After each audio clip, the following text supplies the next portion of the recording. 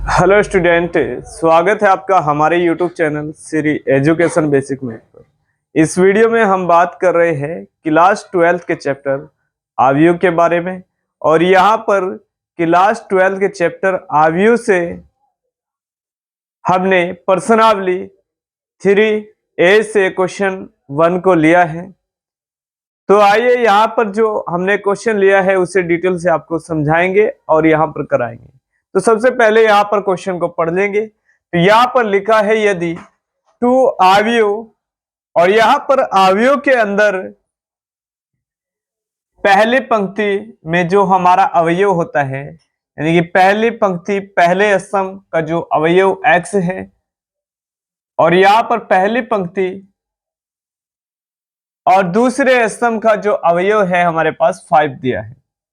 ऐसे ही हमारे पास दूसरी पंक्ति पहला स्तंभ हो जाएगा 7 और दूसरी पंक्ति दूसरा स्तंभ हमारे पास y-3 और बीच में लगा है यहाँ पर प्लस। उसके बाद दूसरा अवयव हमें दिया है जिसके अंदर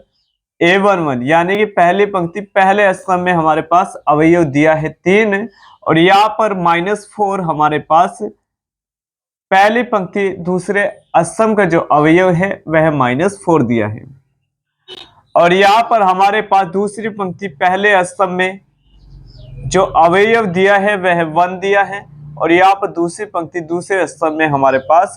यहाँ पर 2 दिया है। और इसके बराबर हमें जो अवयव दिया है वह दिया है यहाँ पर पहली पंक्ति पहले स्तंभ में हमारे पास अवयव 7 है और दूसरी पंक्ति पहली पंक्ति दूसरे स्तंभ में हमारे पास यहाँ पर अवयव 6 है और पहले स्तंभ में हमारे पास यहाँ पर 15 अवयव दिया गया है और यहाँ पर 14 जो अवयव है वह दूसरी पंक्ति दूसरे स्तंभ में दिया गया है। हो तो x तथा y के मान ज्ञात कीजिए। तो यहाँ पर सिंपली पहले आपको जो पहली मैट्रिक यानी कि पहले अवयव के बाहर जो 2 लिखा है सबसे पहले उससे आपको मल्टीप्लाई करना होगा। तो आइए सबसे पहले इधर यहां पर डिटेल में समझ लेते हैं। x 5 7 y-3 जब आप बेसिकली इसे यहां पर सोल्व करेंगे तो सबसे पहले x में गुणा करेंगे। तो आपको पता ही है यहां पर x गुणा 2 हमारे पास हो जाएगा 2x। तो यहां पर लिखेंगे 2x और जब हम प्रथम जो हमारे पंक्ति है उसके पहले स्तंभ और पहले कॉलम में यहां पर मल्टीप्लाई करेंगे तो हमारे पास 2x आ जाएगा। अब यहां पर पहली पंक्ति दूसरे स्तंभ में जब 5 से मल्टीप्लाई करेंगे 10, तो यहां पर हमारे पास 10 आ जाएगा। और ऐसे ही हम यहां 7 से गुना करेंगे तो जैसे ही 7 से गुना करेंगे तो हमारे पास आ जाएगा 7 दूनी 14 और यहां पर फिर हमें गुना करना है। यहां पर 2 से जब गुना करेंगे y-3 तो यहां पर हो जाएगा 2y और प्लस माइनस माइनस 3 दूनी 6, यहां पर 2y-6 हमारे पास आ जाएगा। तो ये तो आपको डिटेल से बताए हैं और यदि यहां पर देखें तो आप इस तरीके से यहां पर गुना लगाएंगे तो हमारे पास सबसे पहले आ जाएगा 2x, फिर आएगा हमारे पास 5 दूनी 10 और 7 दूनी 14 और यहां पर जैसे ही गुना करेंगे तो 2y और -3 दूनी हमारे पास हो जाएगा 6। तो इस तरीके से इतना हमने सोल्व कर लिया है। तो आगे यहां पर डिटेल से बात करेंगे। तो बीच में हमारे अवयव के पास यहां प्लस दिया गया है।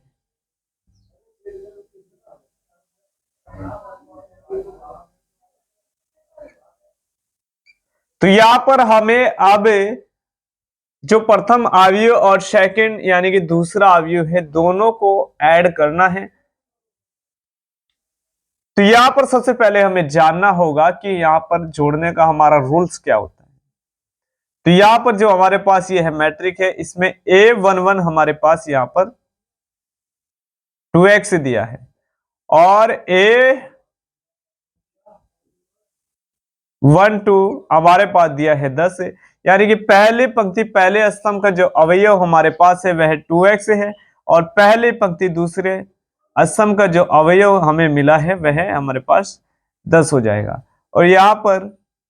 दूसरी पंक्ति पहला स्तंभ जिसमें हमारा अवयव 14 यानी कि 14 दिया गया है और यहाँ पर हमारे पास दूसरी पंक्ति दूसरे स्तंभ में 2y माइनस 6 हमारे पास अवयव दिया गया है।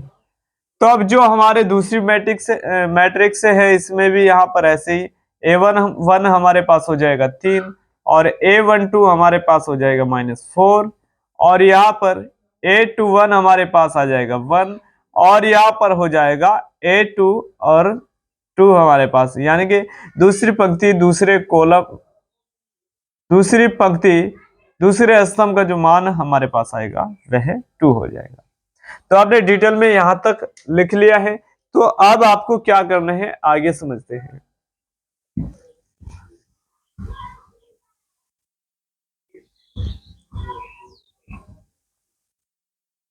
तो अब आपको सिंपली क्या करना है, यहां पर डायरेक्ट की बात करें तो यहां पर 3 इसमें ऐड हो जाएगा, यानी कि A11 का जो मान हमारे पास है वह 2x है और यहां पर A11 हमारे पास 3 है, यह हमारे पास ऐड हो जाएगा। और इसके बाद यदि हम बात करें A12 की तो यहां पर हमारे पास 10 दिया गया है और यहां पर जैसे हमारे पास 10 है तो 10 में हमें ऐड करना है यहां पर -4 को, और जैसे ऐड करेंगे तो 10 प्लस तो -4 और यह हमारे पास आ जाएगा 6 और यहां पर 2 1 के बराबर हमारे पास पहले अवयव में दिया है 14, तो यहां पर ऐड करना है, तो यहां पर 2 1 में जैसे ही ऐड करेंगे तो हमारे पास +1 आ जाएगा, तो यह 15 हो जाएगा। और अब 2 2 में यानी कि हमें दिया गया है 2y और माइनस कितना 6 और यहां पर प्लस करना होगा 2 2 की वैल्यू से, यानी कि दूसरी पंक्ति दूसरे स्तंभ से यहां पर प्लस करना होगा, तो यहां पर जैसे प्लस करेंगे तो हमारे पास यहां पर आ जाएगा बराबर, यहां माइनस हमारे पास 6 लिखा है और एक साइड हमारे पास यहां पर 2 लिखा है, तो यह अचर राशि है, अचर राशि में से अचर राशि को घटाया जाता है, तो यहां पर माइनस हमारे पास आ जाएगा 4, तो यहां पर 2y जो लिखेंगे और माइनस यहां पर 4, और जब इतना हमने सोल्व कर लिया है तो हमारे पास सोल्व करी वैल्यू जो आएगी वह कुछ इस प्रकार होगी, जैसे कि पहले हमने यहां पर 2x से 3 को ऐड करा तो यह हमारे पास यहां जो लिखा जाएगा, और यहां जैसे ही हमने यहां पर 10 में -4 को ऐड किया तो हमारे पास यहां पर 6 आया है, और जब हमने दूसरी पंक्ति पहले स्तंभ के मान को जोड़ा है तो हमारे पास 15 आया है, और यहां पर दूसरी पंक्ति और दूसरे स्तंभ में जैसे ही हमने वैल्यू को जोड़ा तो हमारे पास 2y माइनस 4, तो कुछ इस प्रकार हमें यहां पर मिल जाएगा जैसे हम इन्हें ऐड करेंगे।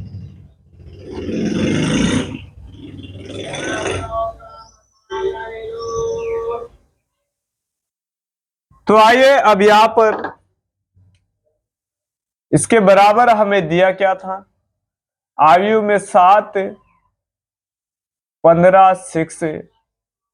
और 14, यानी कि 7 6 15 और 14 हमारे पास दिया था, लेकिन जैसे हम इतने पार्ट को ऐड करते हैं तो हमें यह मिल जाता है, तो यह हमें रखना होगा 2x + 3 और यहां पर हमारे पास 15, और यदि आगे लिखे तो 6 2y और माइनस हमारे पास 4,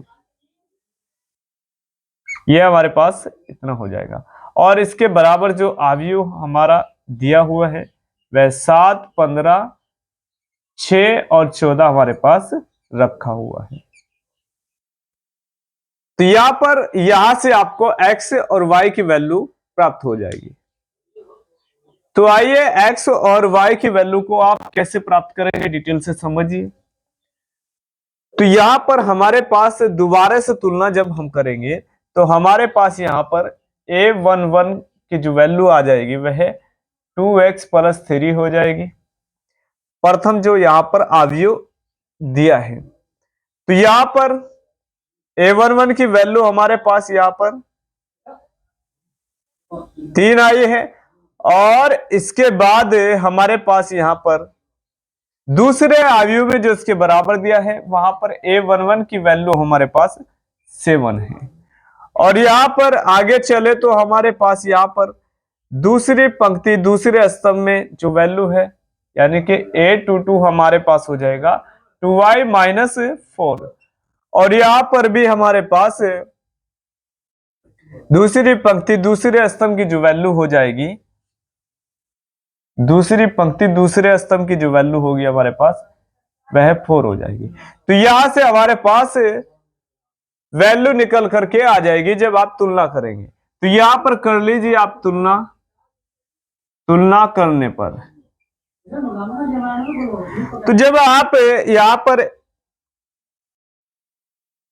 पहला जो हमारा इधर अवयव लिखा है और जो सेकंड पार्ट से तुलना करेंगे तो हमारे पास यह मिल जाएगा हमें a11 की वैल्यू हमारे पास 2x + 3,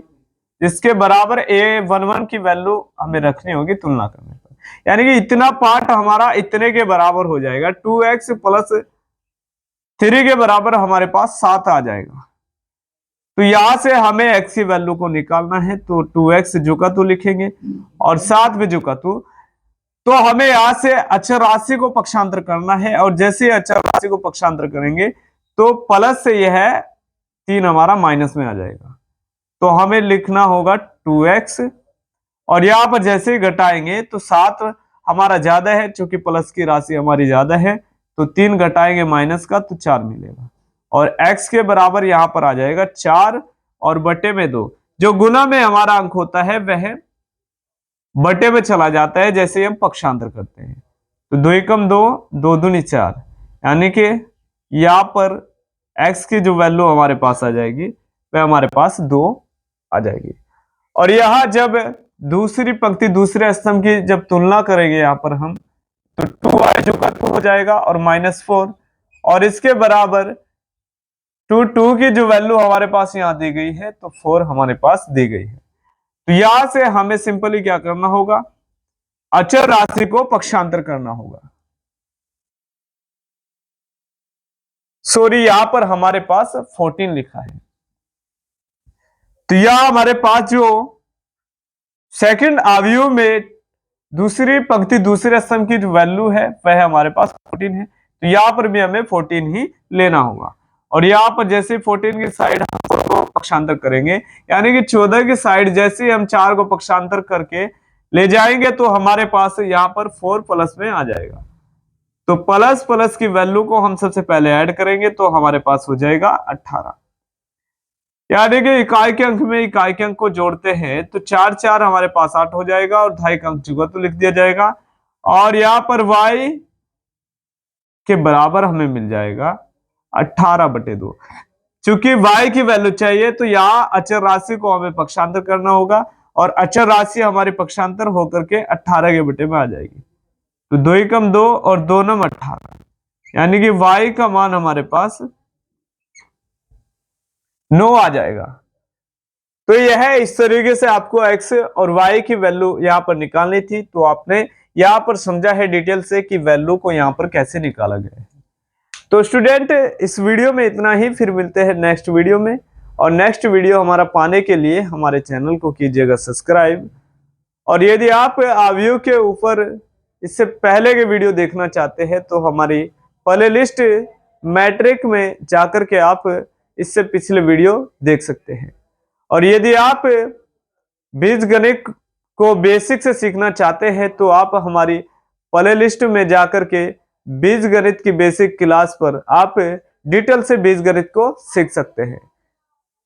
तो स्टूडेंट, यह जो क्वेश्चन आप के लिए हमने यहाँ पर इस वीडियो में लिया है वह प्रश्नावली 3B और चैप्टर अवयव से क्लास 12 से लिया गया था।